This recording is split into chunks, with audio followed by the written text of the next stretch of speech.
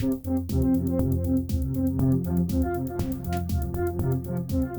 everyone, it's Elizabeth from Elpis Astrology at elpisastrology.com. Thanks for joining me today. So today I am going to do my video, my monthly video for October 2024. And so we have our final eclipse happening this month in the eclipse season. I'm going to talk about that to start off with. We have a full moon that is going to be in Aries. And we have a few other things going on as well. So let's just start off with this new moon eclipse that is in Libra. So the details are this. It is on the 2nd of October at 11:47 a.m. and that's Pacific Daylight Time. And the degrees we're looking at here are 10 Libra 03.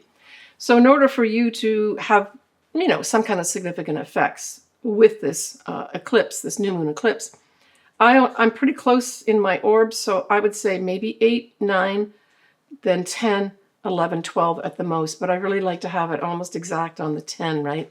10 Libra. And of course, you also look at the opposite. In terms of like real effects, I look at the opposition. So that would then be Aries. So 8, 9, 10, 11, 12 of Aries as well, right? And so when we think about the sign of Libra, we ask, what is the ruler of Libra? And that is Venus. So then we look at, well, where is Venus at this time of this new moon eclipse? And it's in Scorpio. Now, Venus isn't so happy to be in Scorpio. It's not light and bright and sweet. It tends to be deep. And with Scorpio, there can be obsessive, compulsive type stuff as well going on. This could be a time for some people, especially if you've got your Venus or anything else in your chart, like your sun and your ascendant, aspected by Venus in Scorpio. So Venus is going to be at 11 Scorpio. Then this could be a pretty intense time for you, an intense time of change. So that Venus in Scorpio adds in a lot of depth, right? And then when we look at Mars, we've got Mars at 15 of Cancer. And notably, right, so you want to make sure you check out where your Cancer is, the sign of Cancer is in your chart, because this month we also have the shadow period happening with Mars. So the shadow period starts at 17 of Cancer, right? And then it will go into its retrograde early December, come out of its shadow again towards the end of February next year, 2025. So what's happening also, we've got a Grand Trine happening at this eclipse time period on the 2nd of October. And I really like this because this is an actual water trine. So it's going to bring a lot of emotional energy into the realms here of this eclipse.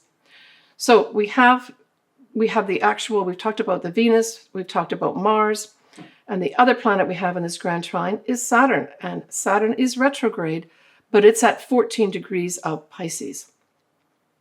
And so take a look. Again, let's do the orbs here. Let's say between 10 and 16 degrees of either Scorpio, Cancer, and or Pisces. If you've got those aspected, this could be a significant new time for you, right? Now, I think a lot of this eclipse is going to play out in a mundane, on the world stage. We've got this trine on top of the new moon in Libra. And I really feel that those Libran type vibes of the legal profession, laws, legal cases, as well as diplomacy are all going to be up at this eclipse. And just remind yourself that if you do have something around this 10 degree of Libra mark, and therefore you're affected by it, this effect of the newness in Libra at the eclipse could go on for about 6 months, sometimes even up to a year. So what do we have happening in October? We have the Supreme Court in the USA coming back. And I'm not sure if they're coming back on the 2nd of October when the eclipse is, or the following week. Whichever way it goes, I think they're going to be playing into this. They may have some more things that they want to enact or change. So that might be up here in terms of the newness. But I think also, if we're really lucky, we will have some of these laws that the Supreme Court put out, put a different spin on it, take another look at it, listen to the people, and maybe decide to make some changes. We may not see that change at this time, but I'm getting this feeling that there may be something that they review again and maybe change some of those laws that they put forward to benefit everybody in our society. And I'm talking especially in the USA. The diplomacy part I see as new starts with regards to hopefully these two different wars that are going on that seem to be getting bigger and bigger in some ways. So I think there's going to be huge efforts to put that forward. We may not see peace, real peace in these regions. So we're talking about Gaza, Israel, as well as Ukraine. Probably till we get through next year in April. So we've got a Mercury as well as a Venus retrograde happening March, April. I'll get into those more details later, but I just wanted to give you the heads up. Because we've got those retrogrades happening in Aries, we can talk about war. Then it goes into Pisces, is more about peace. I think we may actually come to some peaceful resolution, but I don't think it's going to be really hard and fast until April next year. But I think this is going to be huge inroads in the right direction at this eclipse. So we have Jupiter sextile Chiron. And so Jupiter sextile and Chiron can just bring in some opportunities to heal, right?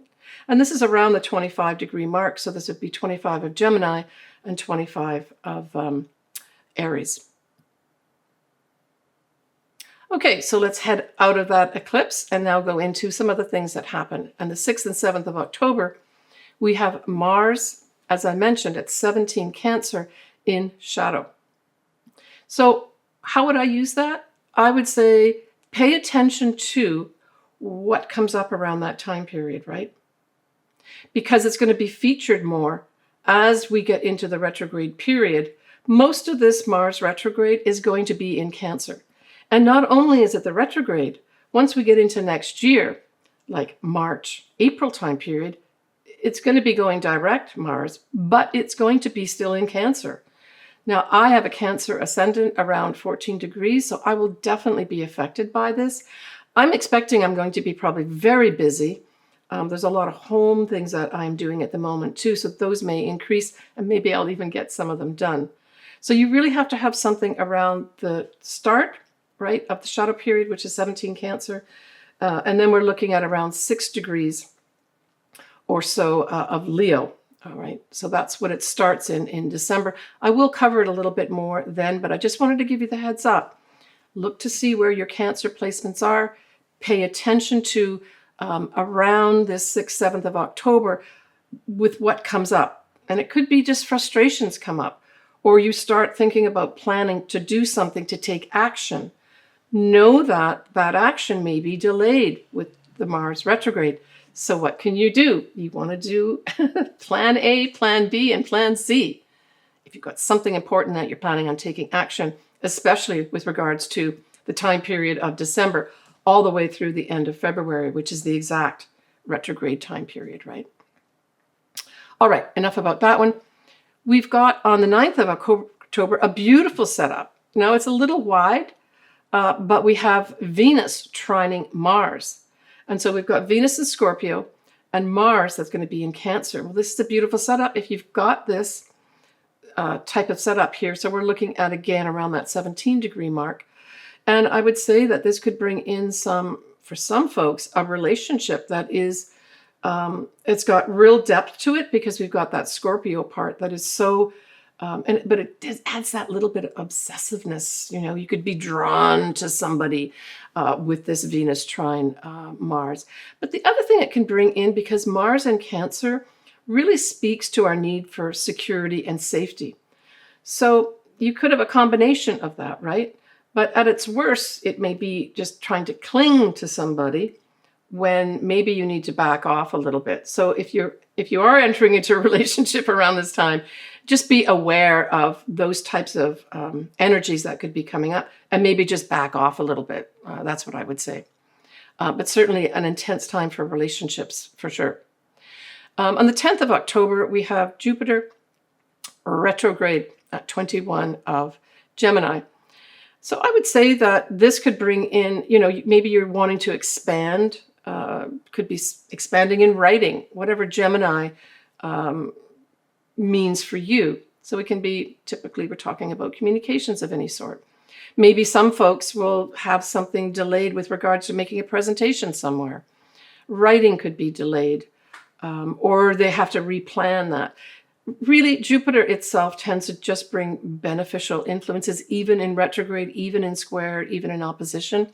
So it might be just a time to regroup with regards to whatever communications type things. For others, it might be siblings involved here. Travel could be delayed for some reason. You know, Jupiter rules the 9th house of international travel, but Gemini rules the 3rd house of local travel. So if you have this 21 degrees in your chart somewhere, you may find that travel, either international or local, maybe for your work, is delayed for some reason, or you have to take a different route. And again, knowing this is coming up on the 10th of October, if you've got something important you've got to get to, have a plan B. We have Pluto going direct. I should have balloons and fireworks around here on the 11th of October at 29 of Capricorn. So now we know that it's making its way back to Aquarius. Now that's not going to be really till about mid-November where it does go into Aquarius. But this is the final stretch, right? And it's going direct. So I'd say that's a positive thing.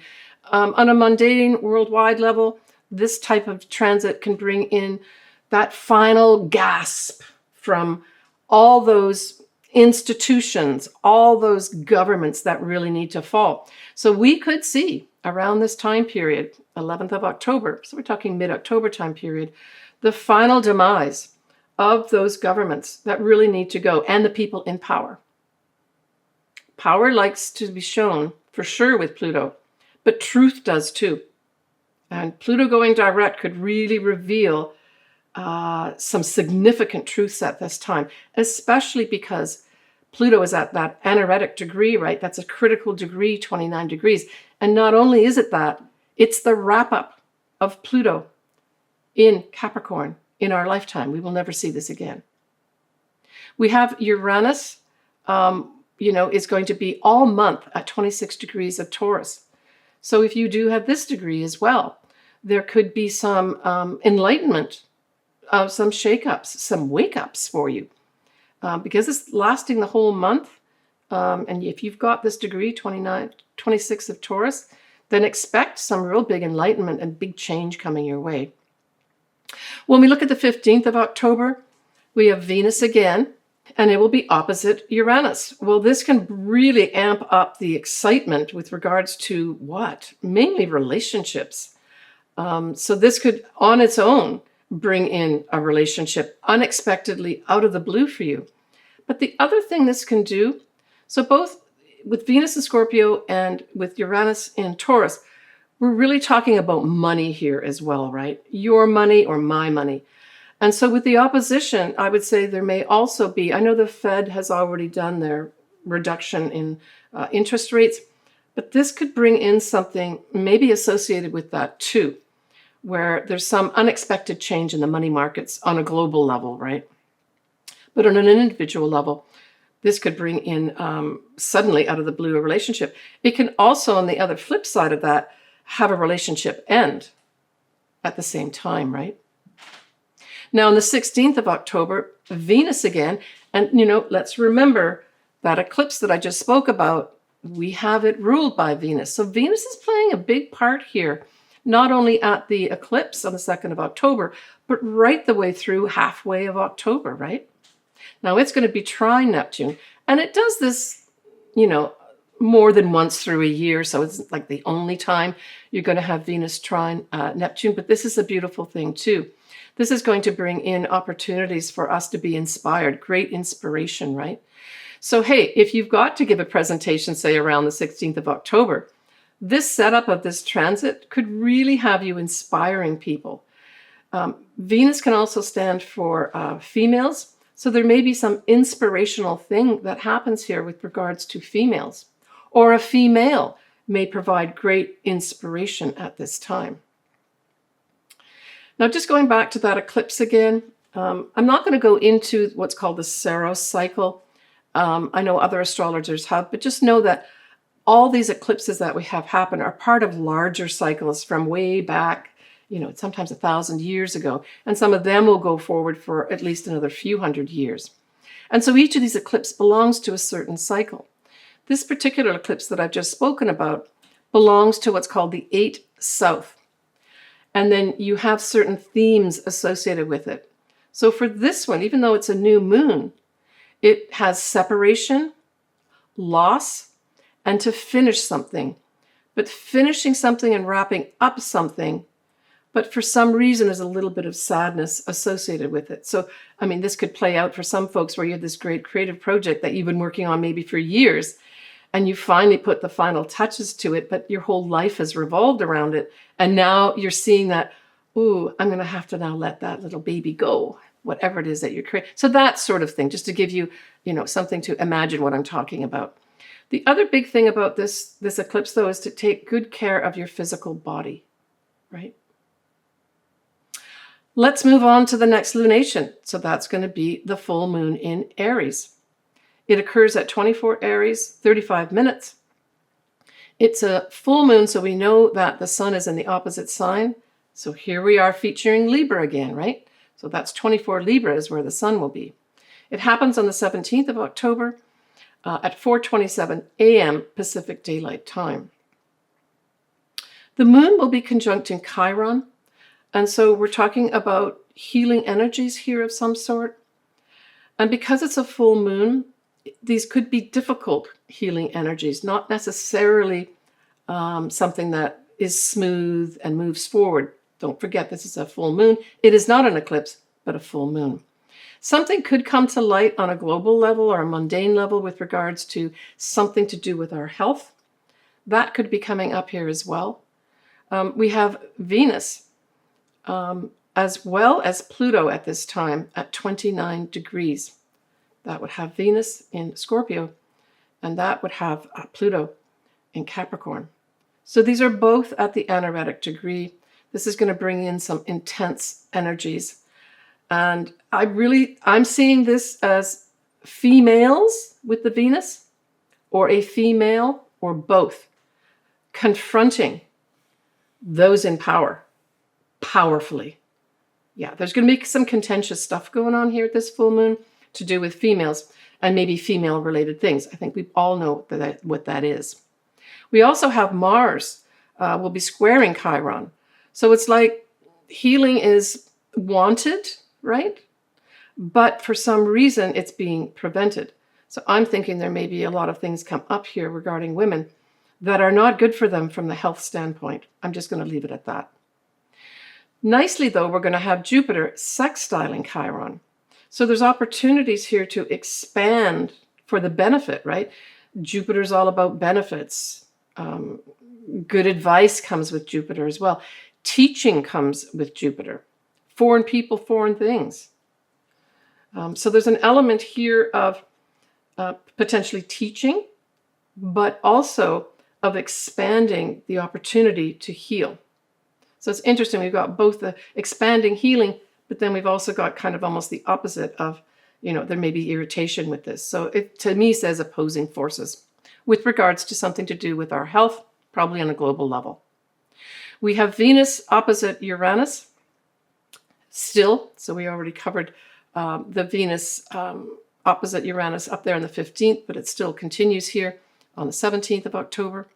Again, just maybe some enlightenment with regards to anything to do with females, anything to do with love, but also this could be something happens with a female unexpectedly that shines a light on that female. We have Pluto having a wide trine to Uranus, right? So we've still got Pluto at that anaretic degree, and then Uranus isn't, so it's a few degrees off, but it's still in orb. So this could bring in unexpected opportunities for people to be put in power. That's what I'm thinking. I mean, trines are always favorable, right? And because we're wrapping up this rather difficult energy of Pluto in Capricorn, I think Uranus, and don't forget Uranus does rule Aquarius, which is where Pluto is going to be going into permanently for about, over 20 years, soon in November. This could bring to light what that's going to look like, or give us an idea of what this is going to. What is that new power? What's that new government going to look like, right? So the ruler of this full moon, of course, is Mars. Where is Mars at this time? It's in Cancer, and it's in its shadow period.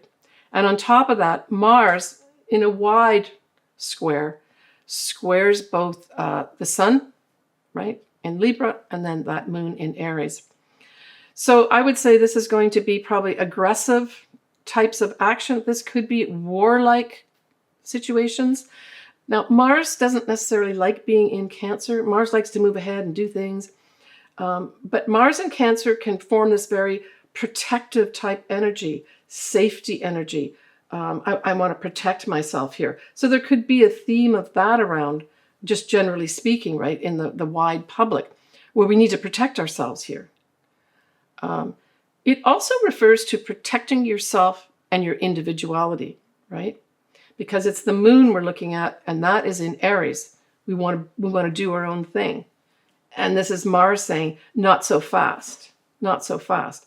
Issues like things are surrounding anything to do with Cancer, so that's motherhood, mothering, the family, could all have some contentious issues around at this time.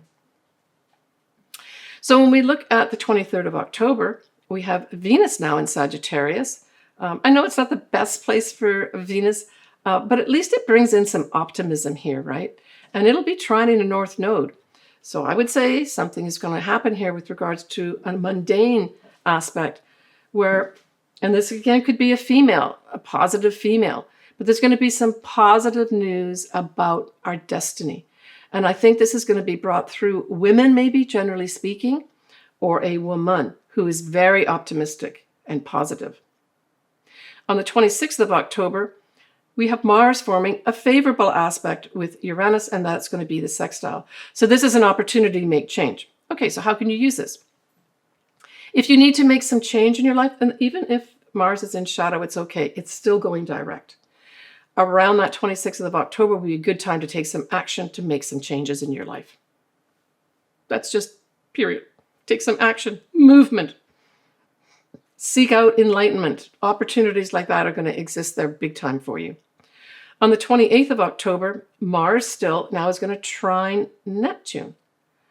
And so this is going to bring in opportunities to be inspired. Like this is like, a global inspiration. When you get that inspirational speaker really saying, wow, I feel optimistic about my future here, for sure. I really feel good about what's going on. And if you've got this aspected in your chart, so this is kind of the latter degrees. For Neptune is around, I think, the 24, 25 degrees. So it's around that degree point. You could have some action that you take is very inspirational. But don't forget, Neptune also rules things like dance, music. This would be a fantastic time to put, say, some music or dance, especially dance with Mars, the body, together. Or we may witness some beautiful inspirational dance or music at this time. All right, that's it for October. Let me give you a little peek now of November 2024, because it's an active month too. We're out of eclipse season once we end October, but we've got a new moon in Scorpio. We have a full moon in Taurus. Mercury will go retrograde almost mid-month, and it'll be in Sagittarius. That Mercury retrograde stays retrograde, all in Sagittarius. We have Saturn turning direct in November, and Pluto direct, but now in Aquarius. So big changes. Talk more about that next month. For me, I always like to pick some key words for the month after I've looked at the astrology. And the key words for me in October 2024 are relationships, the law, the legal profession, and diplomacy. So next, I am going to do or take a look at your ascendant and or your sun sign. My preference is if you could look at your ascendant or listen to or watch your ascendant to begin with, and then look at your sun sign. Both are really important. So Sagittarius, this new moon eclipse in Libra sextiles your sign, and it's in your 11th house. So this, at the very least, is going to bring potential for new friends coming into your life, potentials for you joining new groups. Excellent, excellent time to do that. And it may even have you taking on a new role with regards to maybe heading up some group of some sort, and you embracing the idea of new friends. You've got Mercury in the mix here, right? And South Node. So you may let go of some friends at this time because they're just not aligning with who you are. That could be an activity that happens here. But you know, that 11th house is also hopes, dreams, and wishes. So this could also bring in an opportunity, a new light shone on those hopes, dreams, and wishes, where you say, I can see this potentially happening for me. And the key here is Sagittarius. Leverage your friendships. Leverage the groups you belong to make those hopes, dreams, and wishes come true. Because that's going to be working in your favor at that new moon eclipse in Libra at 10 degrees on the 2nd of October. Now, the full moon in Aries also favors you, Sagittarius, because it forms a trine, right? It's a fellow fire sign. And it aspects your 5th house. So this can bring in some big light shining on 5th house matters. And 5th house matters is a lot of things. One of the more positive things would be relationships of some sort. Now, typically we talk about full moon as endings, but this could be a full moon ending with regards to a stage of a love. You could decide that, okay, we're going to become serious now and only go out with each other. That's something that could happen at this full moon. Because it's a trine, it's a positive energy. So for those Sagittarians that do have someone that is a new love that leaves your life or says they're going to leave your life, know that that is working for you, right, with that trine. This could also bring in new opportunities for your children to take their own individual path at this time. And again, this is positive for you, right? If you're thinking of starting your own business, you don't usually start a business at the full moon, but you could identify at this time, I want to have this full moon work to help me get my own business going. So just collect the information at this time of how you can be independent on your own, right? So this is in Aries. This is you standing on your own, being your own individual thing. So if that's associated with this new business you want, this is a good thing. You'd have to look at your individual chart. You usually want to start something at a new moon or just after a new moon for an actual start. So maybe all the information that you collect at the Mars retrograde manifests at that final eclipse that's going to be happening, a new moon eclipse as it'll be happening in Aries at 9 degrees in March.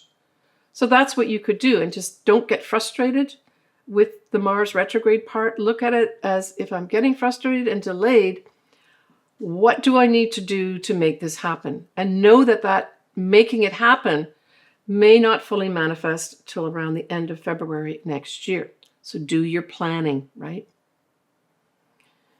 When we look at the Mars retrograde for you, it's going to be happening in your 8th house. So this basically is all your investments.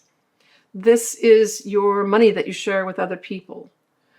It is also your psychological self, what goes on in your head, and it's also your sex life.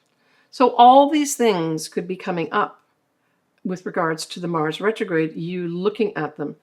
I would say one of the most beneficial things to do with the Mars retrograde in the 8th house is to carefully look at all your investments, whether it's joint or whether it's your own, like a 401k or literal investments at this time. Take a close look at them. You're not necessarily going to be able to take action, but this would be a good time to review everything.